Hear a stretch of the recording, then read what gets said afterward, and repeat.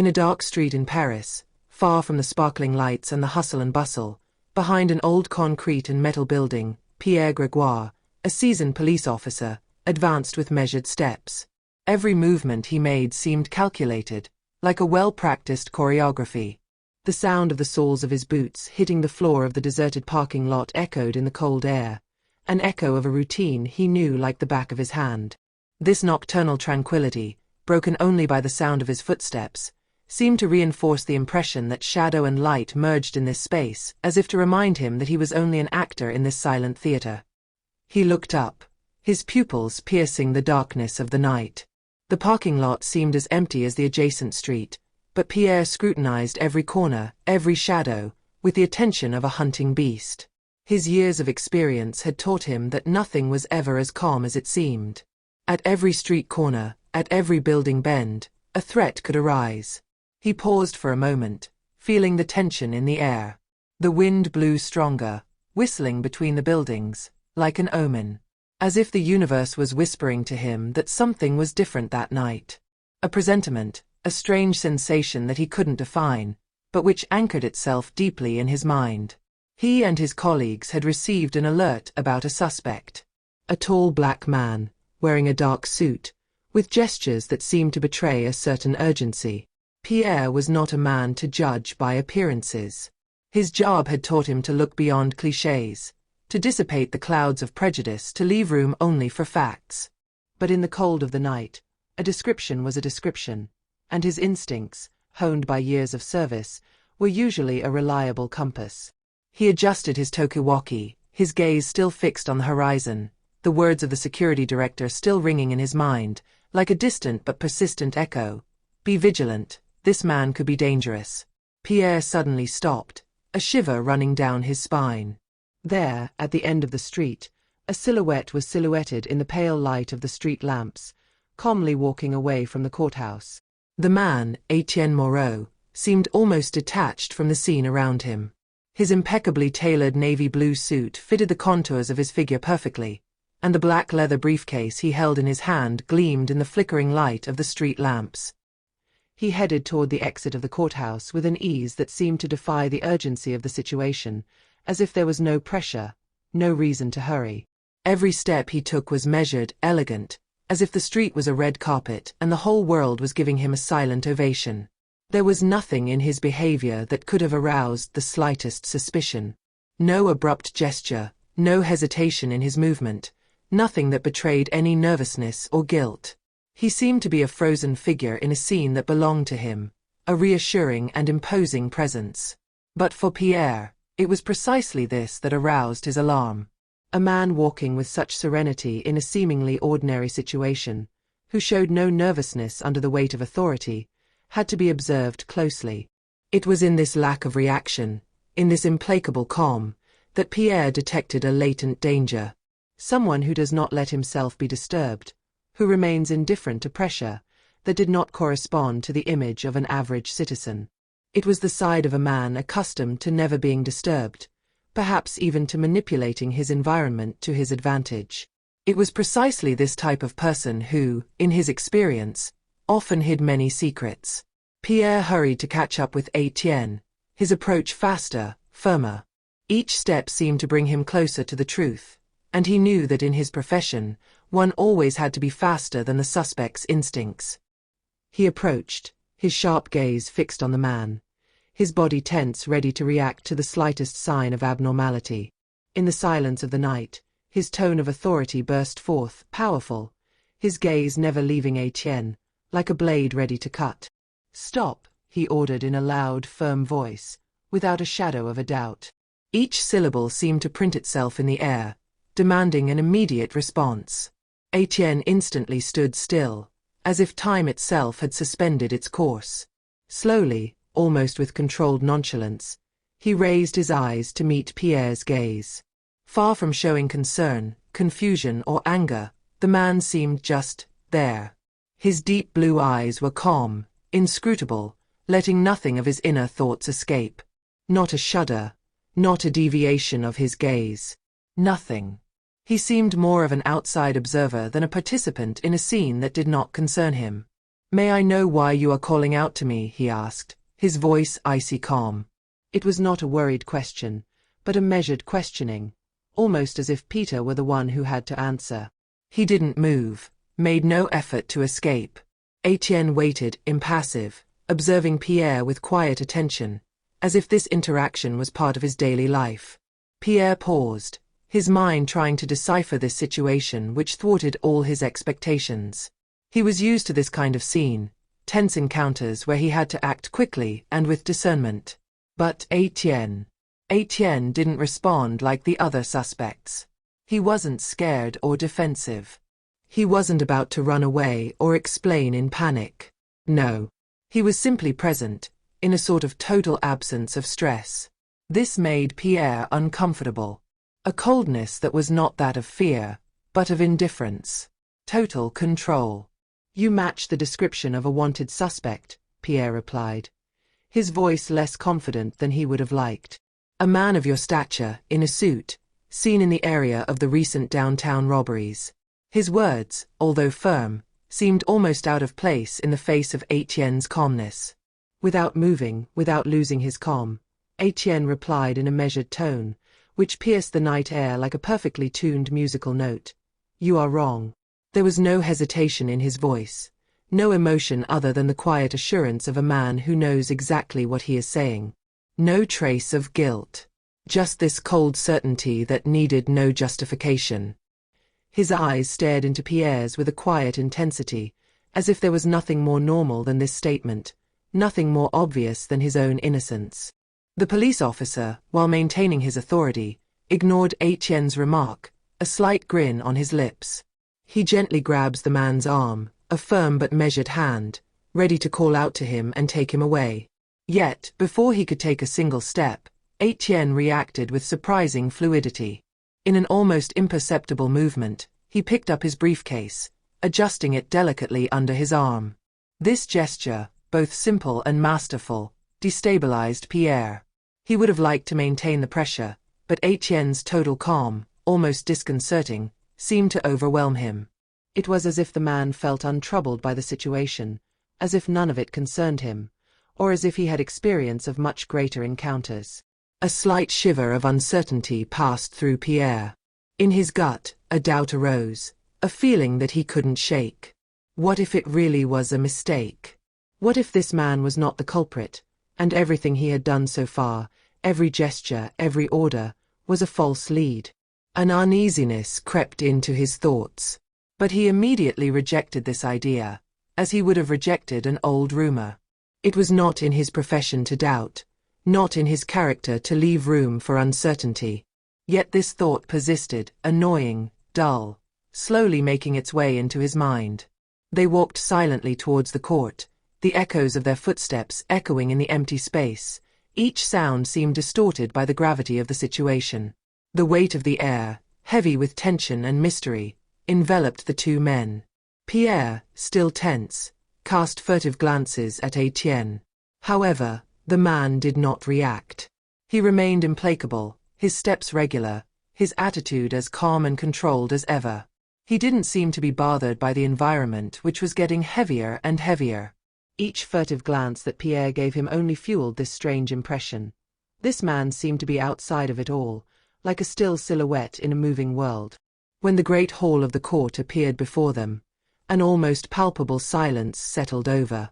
The tiled floor reflected the pale neon lights, creating long, distorted shadows. The courtroom, although familiar to Pierre, seemed strange that evening, a little colder than usual.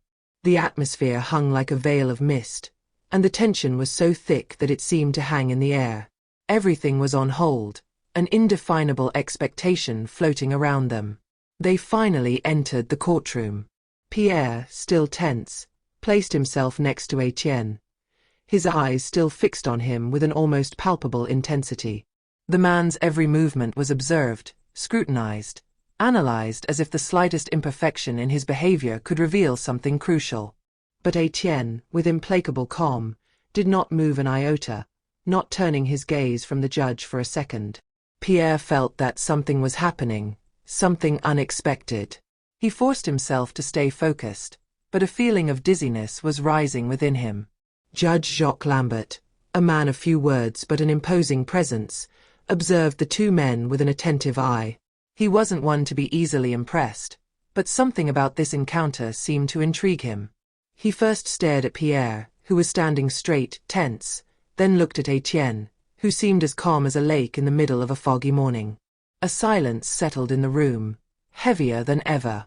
The judge hesitated, his gaze sliding from Pierre to Etienne, a silent question entering his mind. Then, in a voice that seemed to cut through the air, he spoke. The words he spoke, simple at first, had considerable weight.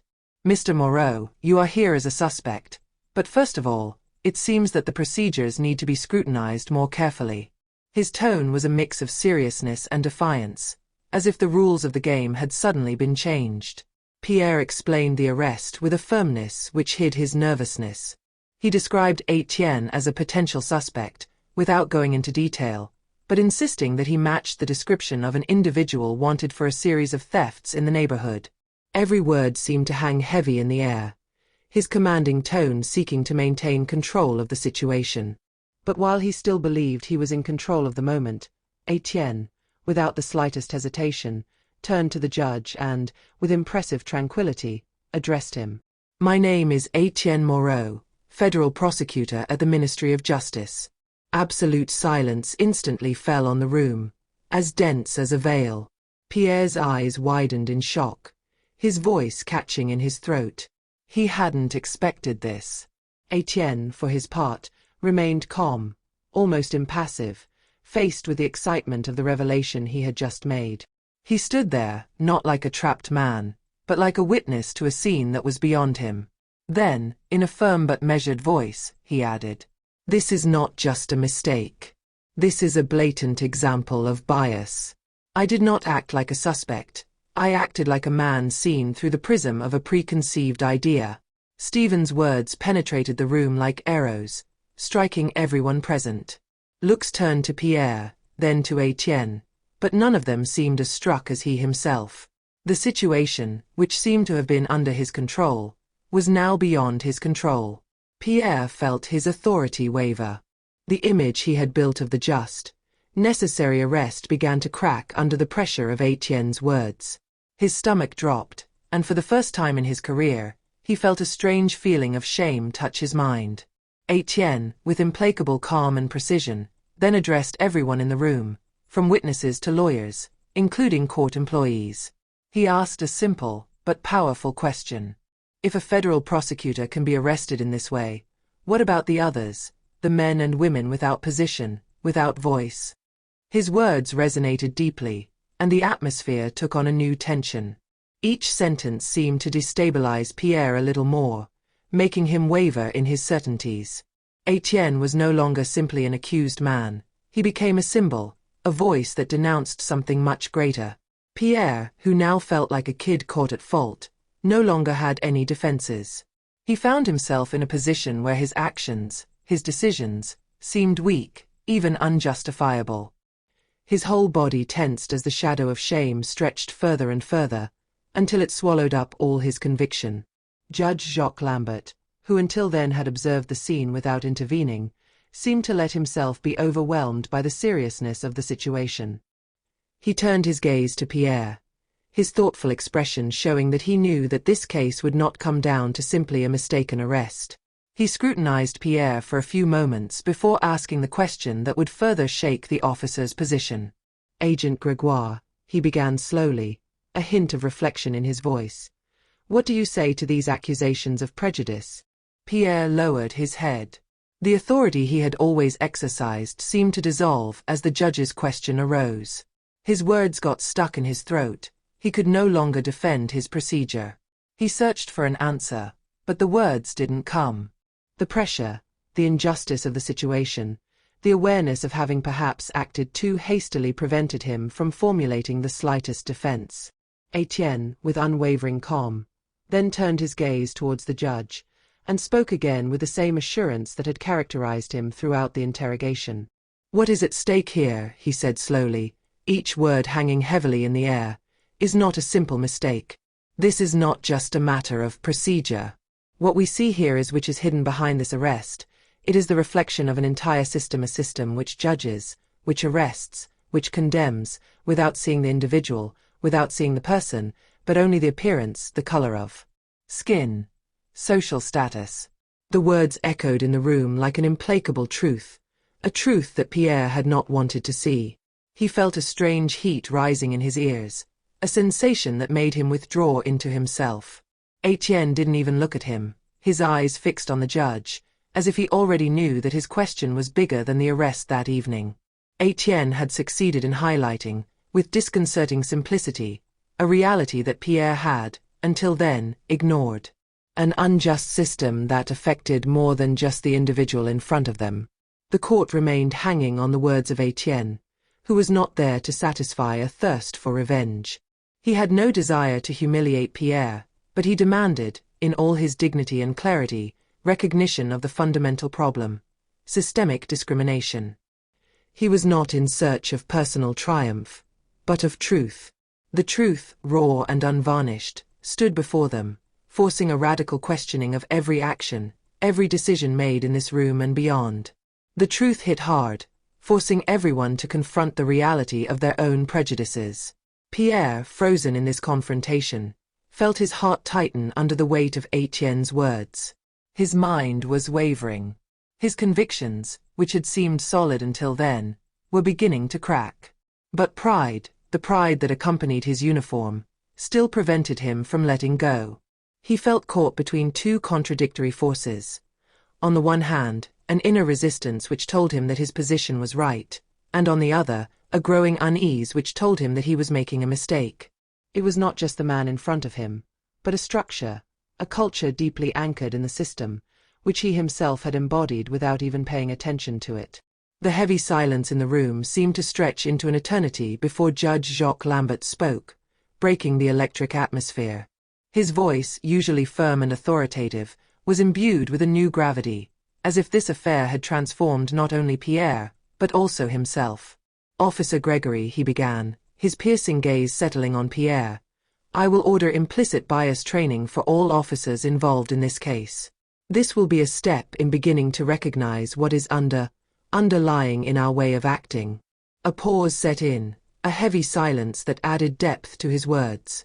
In addition, an audit of police procedures will be carried out, in order to examine the extent of failures in the application of the law, in particular those relating to discrimination and prejudice. The judge's words echoed in the room, and Pierre felt the heaviness of responsibility hit him hard. Every word, every decision of the judge, was another stone added to his burden. Pierre's gaze grew heavier, as if an invisible weight was weighing on his shoulders. Guilt gripped him, a feeling he had never really felt before in his career. He stood there, in the space that had always supported him, but which now seemed to be slipping away from under his feet.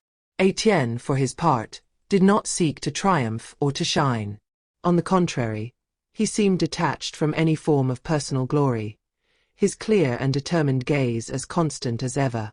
He knew that this situation went far beyond his own case. "The apology is a start," he said calmly, without anger, without resentment. "But action is the only answer." His words, simple but impactful, settled in the minds of those present. Etienne didn't expect Pierre to change overnight, but he knew that the path to true transformation had to start somewhere, and this moment was one of them. As the room began to empty, with the echo of the judge's decision continuing to resonate in the air, Etienne remained motionless, standing, his gaze as firm as ever. He seemed, in this courtroom, more than just a prosecutor. He embodied the idea that change did not come from a simple reaction to a mistake, but from the desire to deconstruct an entire system. Pierre, for his part, was slowly heading towards the exit. His face was marked, tired, almost erased under the weight of shame and reflection. He no longer walked with the confidence that had characterized him throughout his career. His footsteps echoed, but this time each sound seemed like a silent condemnation. He knew that that night something had changed indelibly within him. He would never again have the illusion of absolute authority. The truth there before him had forced a revision of his own outlook, of his certainties. He now understood that justice was not only measured by procedure, but also by the ability to recognize what was deeply flawed in the system. This moment, this unexpected outcome, would accompany him well beyond this affair. He had learned that justice was a path strewn with pitfalls, but also with challenges, and that only a system capable of adapting and evolving could truly call itself just.